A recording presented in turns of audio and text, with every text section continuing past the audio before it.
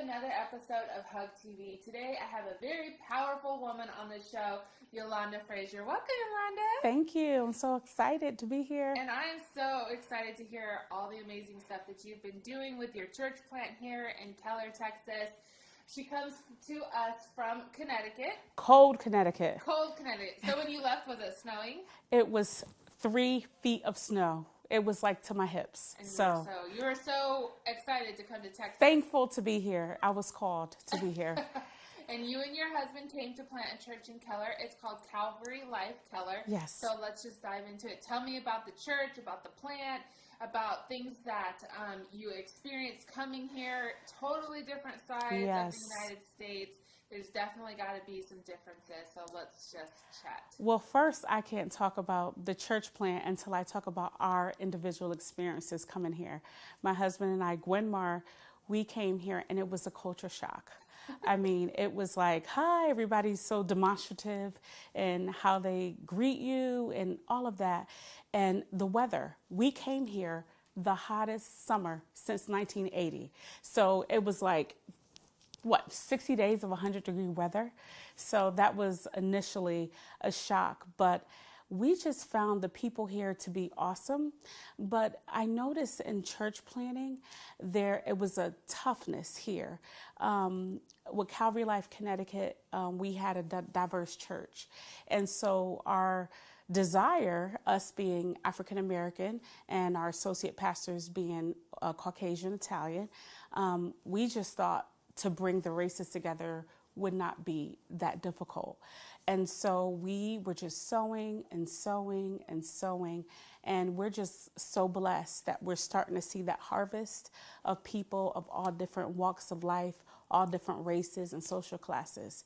So it took a lot of perseverance. Yeah, I understand coming from California, coming to Texas, there is something different about it. The people are loving and they'll talk to you in fact, I even had an experience when we first moved here. I was pulled over to the side of the road because I had time between an appointment, and like 2 or 3 people pulled over, and I was on the defensive because in California and Los Angeles that doesn't happen. And so it is a definite difference in the culture here versus probably your East Coast and my West Coast. And so tell me, what are some of the challenges you guys had launching your church? The challenges were the fact that there's so many churches in the area. Yes, one in every corner. One in every corner. And people say, why Keller? Why North Fort Worth area? But we felt called, our overseer or our senior pastor, Pastor John Moratori, he always felt connected to this area. And he thought he was going to move to this area, but God told him differently. And we were sent. And I would say the difficulty was in having people who've been hurt in church before. There's a lot of church hurt. And so there was that reservation. Like, I love the church. I love the worship. The word is strong. The fellowship is great, but I don't want to be hurt again.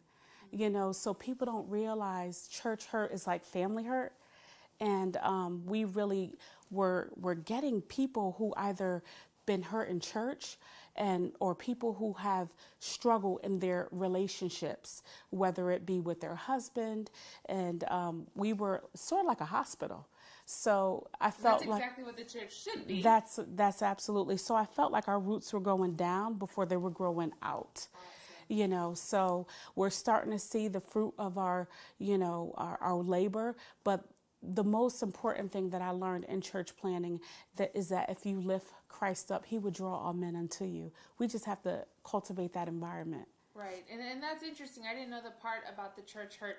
My husband and I have experienced, the hug movement was pretty much birthed out of hurt. Yes. And not wanting to bring women together and to empower and to encourage them, because to keep it funky, I kept getting hurt by people in leadership, and we've been, we're disappointed in church, and we realize that people are human. Yes. I'm really big about not putting our pastors on the pedestal, keeping God on the pedestal, but to honor and respect them on their platform. Yes. And so I think that's interesting with as many churches that there are in the DFW area, as well as a culture right now of people church hopping.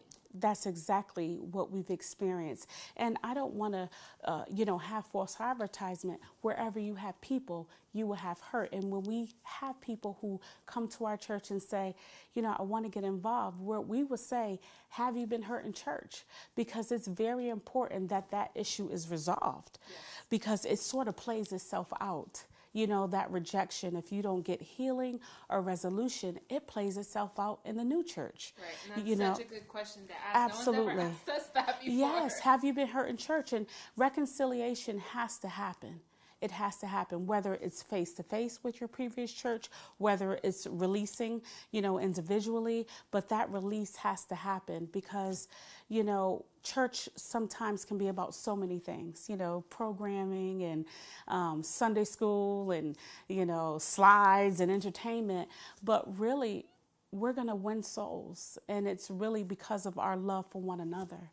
That's what attracts the broken. That's what attracted me to her. I experienced it early in my walk with the Lord. I was 16 years old and I love my church. And one Sunday they said, this is what's happening with the pastor. Some people went to the left and some people went to the right. And I was like, this shouldn't be, so those early memories of church hurt, I think they shaped how we plant church. Yeah, I agree with that 100%. That's how because out of our hurt, we created the HUG movement. The HUG movement. Yeah, so I agree with that. So the other aspect, the other thing that you're finding in your church plant is broken homes and broken marriages. Broken homes. Talk to me about that. My husband and I try to get away from this, but we're counselors by profession.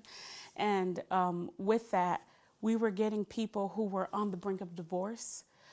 People, I call them married but separate. Or people who just were newly divorced and wounded and didn't feel like they had any value. Their gifts weren't, they no longer can be viable in the kingdom of God because of this shame that sort of overtook them. And I said, honey, what is happening with this phenomena? So we began having small groups for marriages. The people in our church with stronger marriages, we had to have them mentor people. Sometimes we think of salvation, we think of individuals, but sometimes you're wrapping your hands around a single mother and her 5 boys, and that's what we don't think about. We think church planting, we're going to meet people, it's going to be so great, but we had to do some work. So you got here and you just started shoveling and Absolutely. digging down, right? But I wouldn't change it for the world. It felt meaningful, and it really caused me to look at my husband in a different way. Yes. Like no matter how great we are, I have to tend to that relationship. Right. Because all these people that came before us, they didn't think they would be in divorce. Right. Nobody gets married. Nobody. So it's just the pulling away, the distractions, and it really made me tend to my marriage in a different way. I love how you say marriage. It's the East Coast. It's the East Coast. I'm trying. I've been in Texas for like several years, but it comes out sometimes. Don't lose it. Well, that is good. I think it's very important. And again, I think that as the congregation, we put a lot of pressure on our pastors. They do. And the staff. And I love that you, out of the hurt and pain you saw in this area, it held you accountable in a source to make in a way so that you would tend to your marriage. Tend to my marriage, because that's what it's all about. Pastors don't become dysfunctional because most of them don't get into this business to manipulate, to hurt. Right. It's because of the neglect and the cares. Right. The cares, they start off well and they're saving the world, but then they're neglecting their sons, their daughters, their spouses. So I can see how that can happen. And, just that awareness and that mindfulness and just really, going to God and saying, what do I need to do? Where do I need to slow down? Yes. Where do I need to delegate?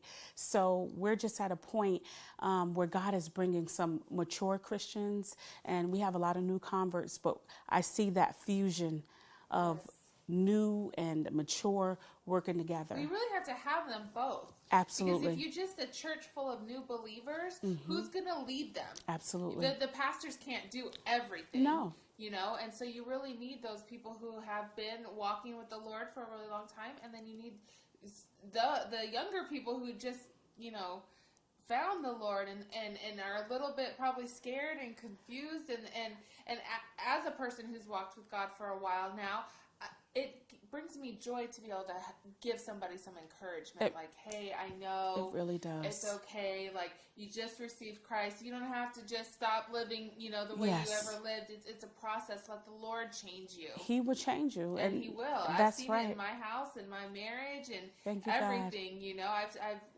had that stigma, like, oh, I'm a Christian now, and I gotta live this. You have to be perfect. No. Christians get to have all the fun, right? Yes. Because there's not the condemnation, and we're doing it unto the Lord. Yes. And, you know, we're not going out there and sinning, but it's a different journey for us. It is a different journey. And so some people, you know, may go out to the clubs or whatever and do things that they regretted. In the last episode, we just talked about shame. Yes. And stuff like that. So but Christians, we can go out and we can lay hands and pray for people and rock their whole world because somebody spoke a word over them and now they're healed and everything, that shame is gone. Whereas, you know, going out to the club or doing whatever, you know, leaves a residual of shame behind. And so Christians, I think that we have the best life. We do have the best life, and that's why it grieved me so much to see such giants, you know, who were wounded. Right. People who had a faith, people who had strength and knew what God can do on the shelf. Yeah. You know, so it's like a reawakening of what's my purpose? Do I just get saved and go to the store, go to work, pay bills? You know, what is that? But it's really exciting. You know, every day is new. It's an adventure. I talk to some of my friends and they say, you did what? You moved to Texas? Your life was so great. You had a great job. You were connected. Why did you do that? Because it's just when you're walking with the Lord and He's speaking to you and He tells you to do something, you just want to do it because our life simply isn't our own. Right. You know, so when you have that perspective, you don't struggle with what do I want to do? What is it's more so, what is the Lord telling me, you know, to do? So it just simplifies life a little bit easier. And I wouldn't trade my journey in the world for the people I've met, the leaders we've met from this area, from Texas, from Kansas. I mean, just our congregation is just a mixture of people who came from Catholicism, Southern Baptist, Pentecostal. It's just like this fusion. And I just thank God we're just preparing for heaven. So invite our viewers to come to your church. Tell them where it's at. Tell them what they can expect. Yes, our church is located in the center of town of Keller, 801 South Main Street, and you will experience the presence of God. We don't have any gimmicks, but we have authentic, vibrant worship. We have a word that would challenge you, but is also filled with compassion. And the secret weapon is fellowship and love. You know, so regardless of your walk, whether you've been walking with the Lord for a long time and maybe experiencing some discontentment in your life or experience church hurt, come on, we have work to do. We have work to do. And if you're newly saved, get plugged into some of our small groups. We have a strong young adult ministry and we have a marriage ministry and we're still growing. So if you want to come and put your hands to the plow, this is a church for you. Awesome. Yeah. It sounds amazing. And I'm so thankful to have met you Thank through the you. HUG movement. And yes. What a powerful ministry. Thank you. It really recharges women. Right. And I thank you for that. And I'm blown away. Like just gathering the women that God brings. Yes. These are heavy hitters. Like yes. Youth or senior pastors of churches. Yes. We have motivational speakers. We have ministry leaders. Yes. So if you're looking to get poured into, come on. If you're looking to just come somewhere and just be yourself and be able to take off your titles yes. and hang out and have girl time, that's what we're about too. Yes. So thank you so much, Yolanda. Thank you. I really appreciate the opportunity. Yes, no problem. And be sure to follow us on all our social media. If you want more information, you can go to headupgorgeous.org. And as always, Head Up Gorgeous.